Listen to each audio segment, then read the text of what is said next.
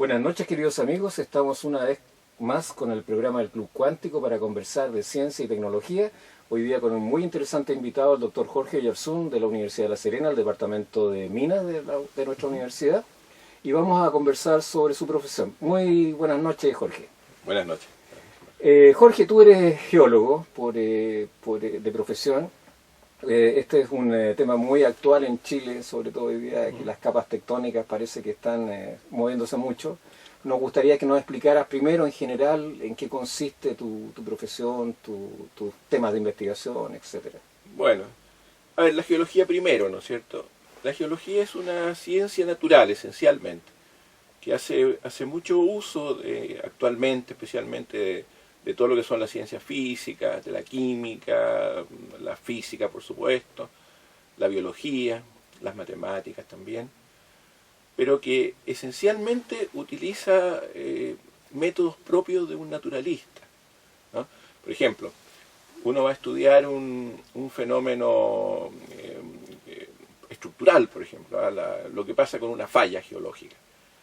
Y entonces, en ese momento, lo que uno tiene que hacer es, en primer lugar, estar en terreno, observar. Hoy día también se puede desde lejos, ¿no es cierto?, con sensores remotos, en fin, satélites, en fin, todo eso.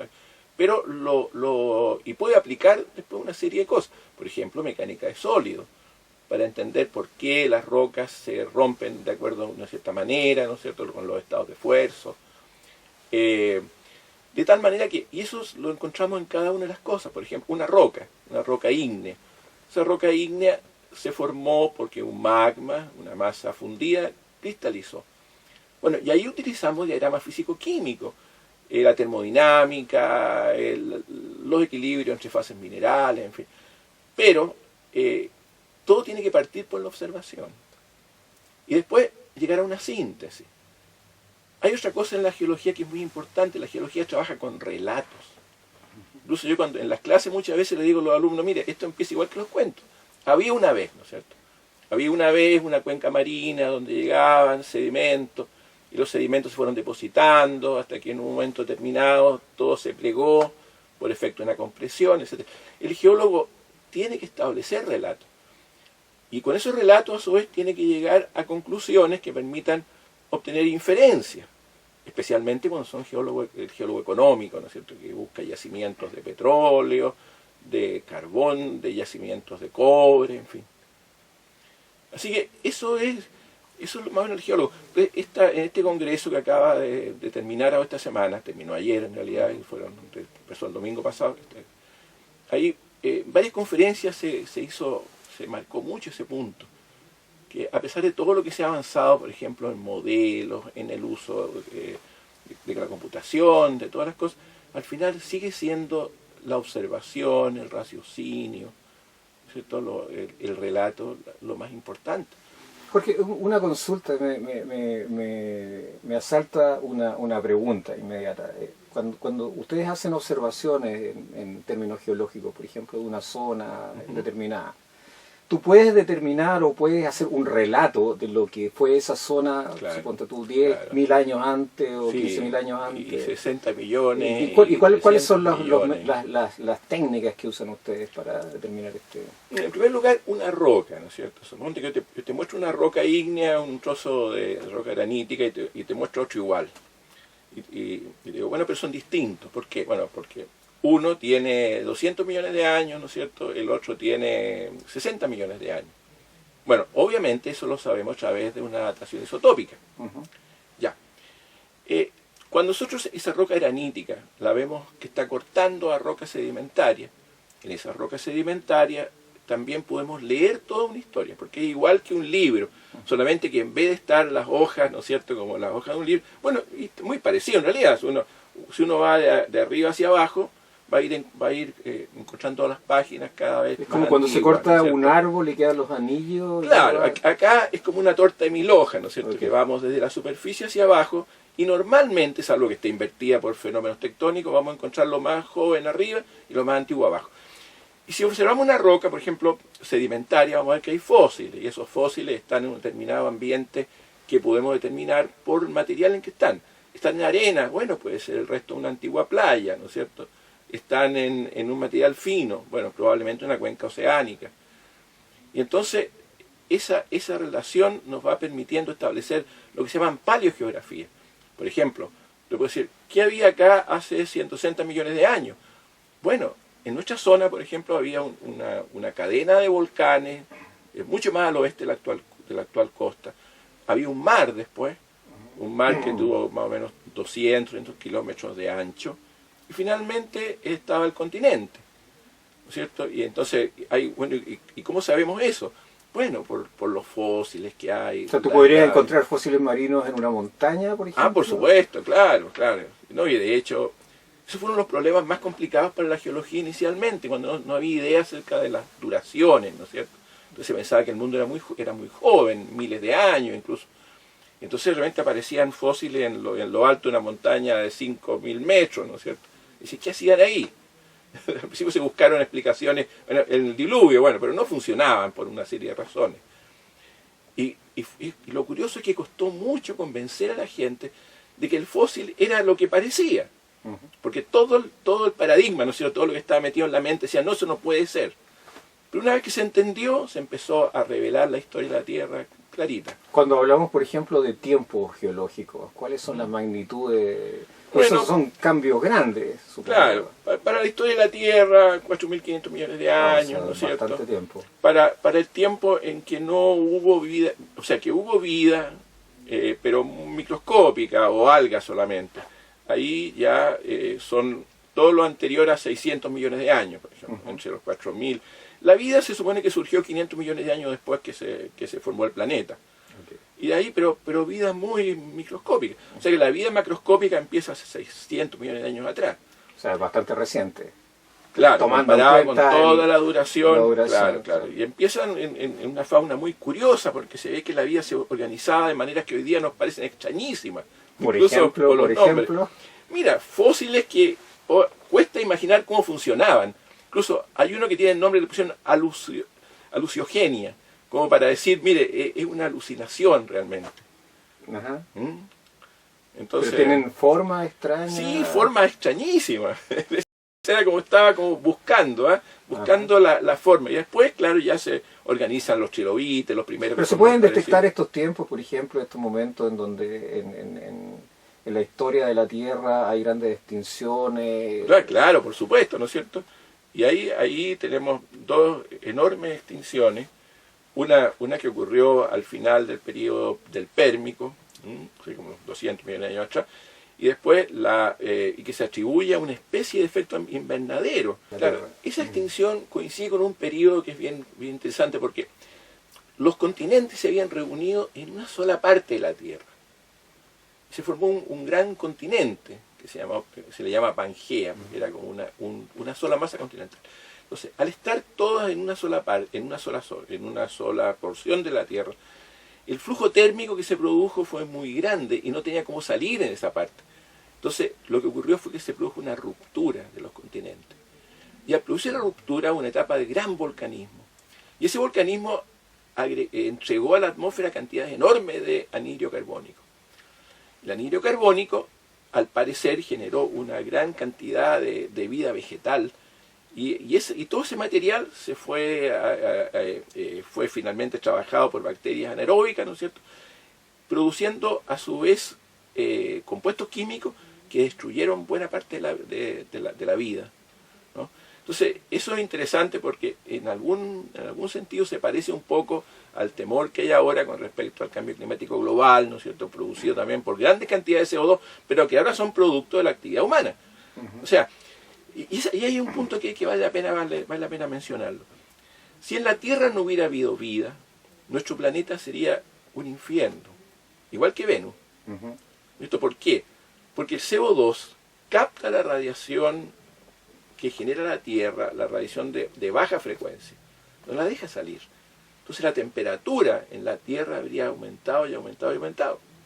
Entonces, la vida es responsable de dos cosas. La vida vegetal, del haber generado oxígeno, ¿no es cierto? Y, por otro lado, de haber sido capaz de capturar CO2 a través del proceso de fotosíntesis. Entonces, y haberlo depositado en forma de materia orgánica de roca y de carbón. Entonces, la vida ha secuestrado el CO2 que la Tierra liberaba naturalmente. Y eso está en mantos de carbón, mantos de petróleo, materia orgánica diseminada. Entonces el ser humano hoy día, ¿no es cierto?, a través de todo lo que es la actividad industrial, los combustibles fósiles, etcétera, está sacando todo esto afuera, como un perro que se entierra huesos, digamos. Y entonces, y ahí está el peligro, ¿no?, porque el contenido CO2 desde los años del siglo XIX, principio XIX, ha crecido mucho. Una pregunta, Jorge, pero de todas maneras, estos ciclos como que tienen que ver con estos eventos de grandes extinciones. Tú dijiste que hay, en algún momento me mencionaste, o lo mencionaste en la pausa, que hay un momento en donde la actividad volcánica seguramente fue muy grande. Estas cosas no se repiten cíclicamente en tiempos geológicos, por ejemplo, o en grandes tiempos. Sí. Actualmente no vamos a estar en una situación igual, Claro. ya no por mano del hombre, sino por... Claro, sí, pero mira, pero no a nivel de existencia humana. Por ejemplo, los continentes van a volver a formar un Pangea de nuevo. Pero el ser humano es muy dudoso que esté en esa época, ¿no es cierto? Sí. Claro, porque faltan muchos cientos de millones, y algunos cientos de millones, y probablemente y ahí volverá a ocurrir, ¿no es cierto? Ahora, está la otra extinción, la de fines del Cretácico, en que se extinguieron una serie de especies, los amonites, los mares, los dinosaurios, ¿no es cierto? Y esas está relacionado con la caída de un asteroide. Eso fue algo hay una capa en el límite Cretácico terciario que es muy rica en iridio, que es un elemento que está enriquecido en los sideritos, o sea, los meteoritos.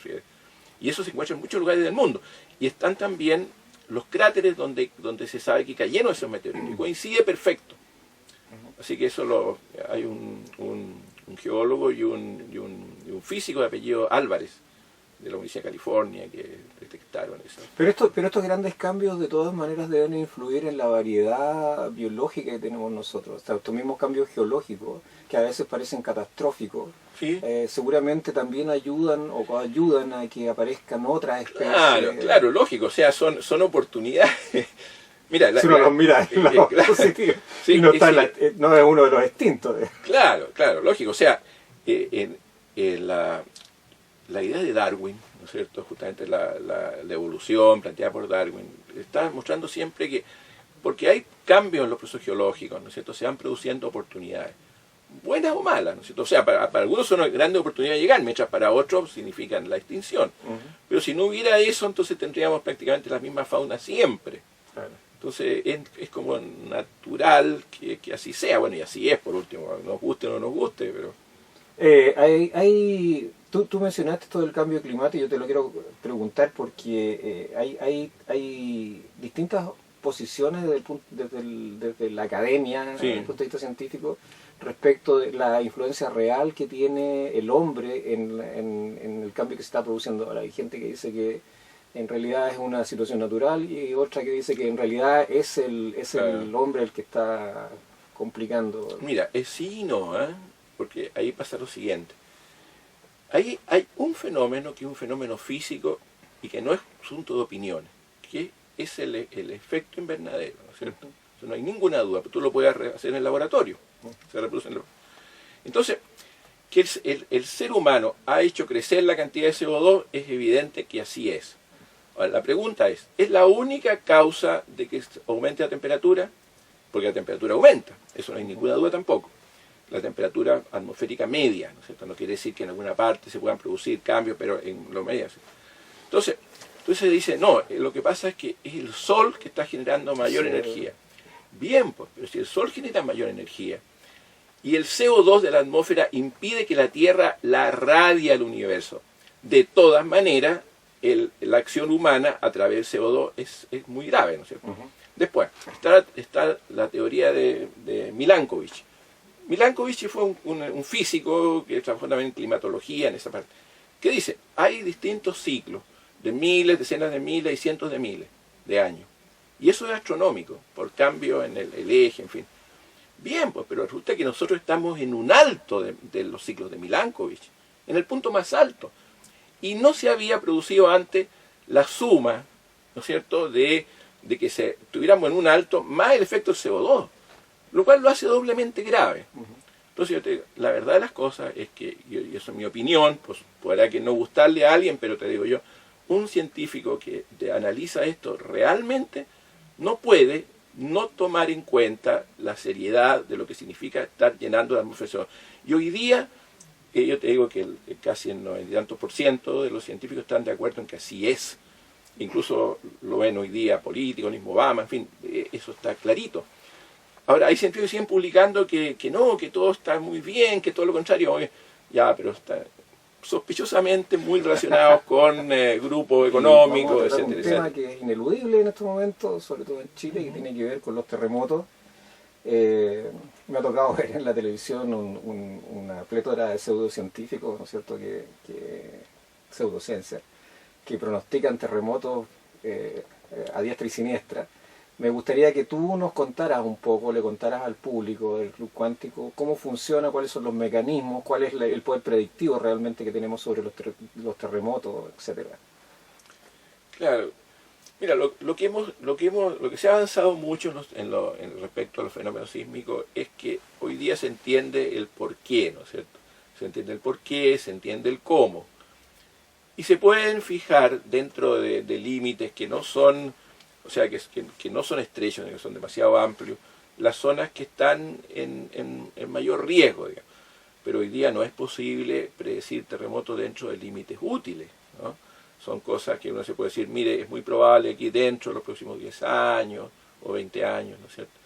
Entonces, se entiende que los sismos son producto del fenómeno que se denomina subducción de placa oceánica. Es decir, constantemente en lugares que se llaman dorsales oceánicas está creciendo el fondo oceánico. Y esa placa que se forma se mete en algunos lugares que son los lugares de subducción. Por ejemplo, la cadena andina, por ejemplo. La placa está penetrando debajo. Ahora, pero llegar más allá de eso, ¿no es cierto? Poder decir, mire, qué sé yo, mañana o pasado. Hoy día no se puede con ningún grado lógico de seguridad. Ahora, que se pueden establecer algunos indicadores que en algunos casos pueden funcionar, sí. Por ejemplo, la Tierra está perdiendo constantemente gases. Si uno mide esos gases, y en algún momento se produce que las fallas se abren o se cierran, o sea, podría ser un indicador. Pero esos indicadores se han tratado de utilizar y no se ha llegado a un método que permita tomar decisiones, porque en el fondo es eso, ¿no es cierto? Uno no gana nada con decir, mire, de aquí a unos años, de aquí a unos meses, no se puede.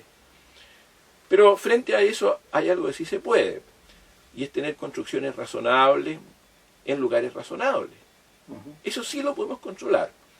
Chile tiene un buen sistema, por ejemplo, de edificaciones, buenas normas, y las edificaciones bien construidas sobre lugares lógicos funcionan muy bien. Yo estaba pensando que yo estaba en Rusia cuando fue el terremoto de Armenia.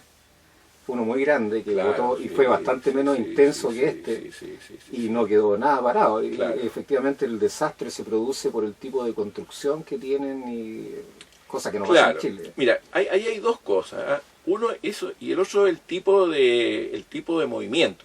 En general los movimientos de placas tectónicas ocurren de dos maneras distintas. Una cuando uno se mete debajo de otra, ¿no es cierto?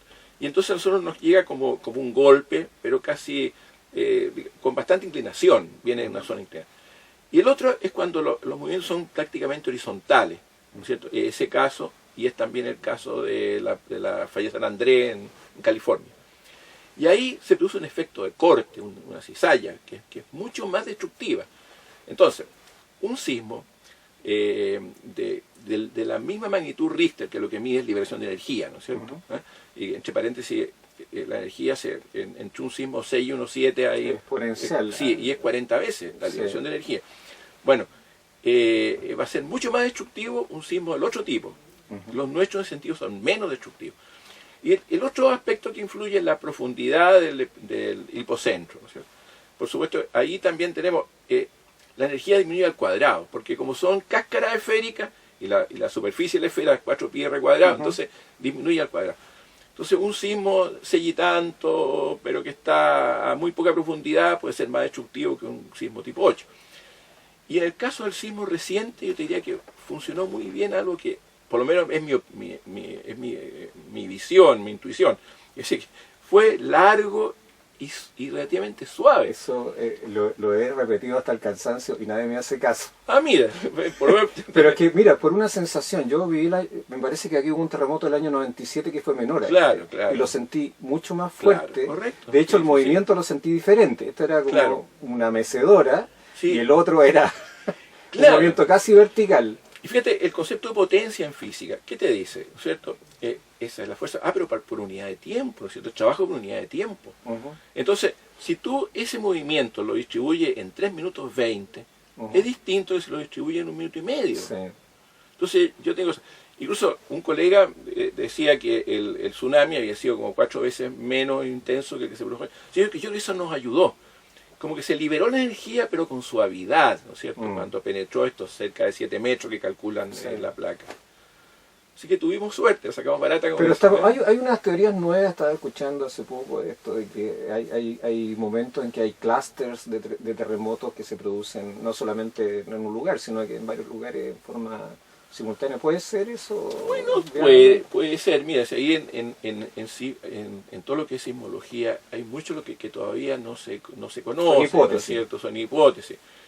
Ahora, hay historias, por ejemplo, que te dicen que, bueno, hubo un sismo en Chile, que el terremoto de Valparaíso, por ahí por 907, no sé, algo así, en que hubo un capitán de la Marina que estaba a cargo de la parte hidrológica, o sea, ¿cómo se llama? Que él predijo el sismo, basado en la historia, la confluencia de los planetas, ¿no es cierto?, que se encuentran en una línea. Digo, ¿físicamente es posible que algo pase así? Sí, ¿por qué no? Ah, pero es que ese sismo tiene que haber estado a punto de ocurrir, ¿no es cierto? Claro. Si tú haces lo mismo 100 veces, no te va a tener el mismo resultado. Ahora, lo que a mí no me gusta, pero que es natural que así sea, que a la gente le encantan todas las cosas fantásticas, ¿no es cierto? Que los brasileños, Sí, claro. en una época era un Muñoz Ferrá era un piloto, era piloto de media mercante, ¿eh? Sí. Y él trabajaba con esa hipótesis. El problema es que, claro, ahora la gente tiende a recordar aquellas cosas cuando alguien acierta. Cuando pasa. Claro, y olvidar todas las veces Claro, que no porque pasa. si yo estoy pronosticando terremotos todos los días, en algún momento tendré que aceptar. Claro. Ahora, yo lo veo entre mis alumnos, por ejemplo, cuando ha habido esta cosa, a ellos les encantan esas teorías. Les gustan más que las teorías de explicación racionales del tema, ¿ya? Yo creo que pasa con la población en general así. Pero mira, el sismo de Concepción, el grande que se produjo ahí en los 60, ¿no es cierto? En el 60. Yo viví en Concepción.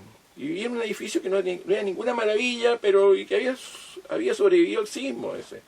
Sí. Si no hay problema. ¿Cuál es el problema? Cuando se construye sobre, por ejemplo, borde de terraza.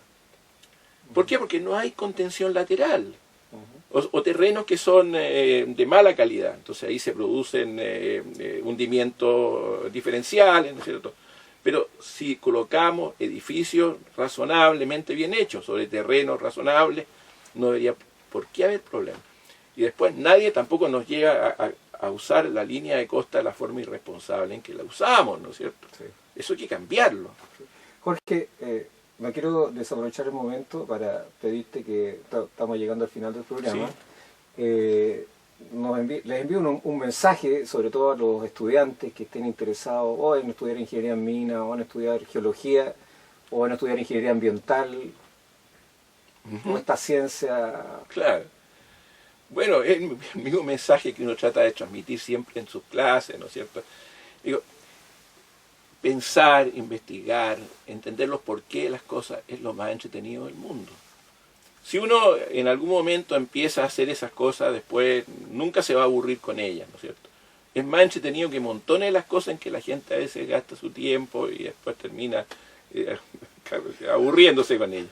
Así que, digo, interésense por las cosas, ¿no es cierto? Porque hay todo un mundo para descubrir y jóvenes bien dotados, y existen muchos, ¿no es cierto?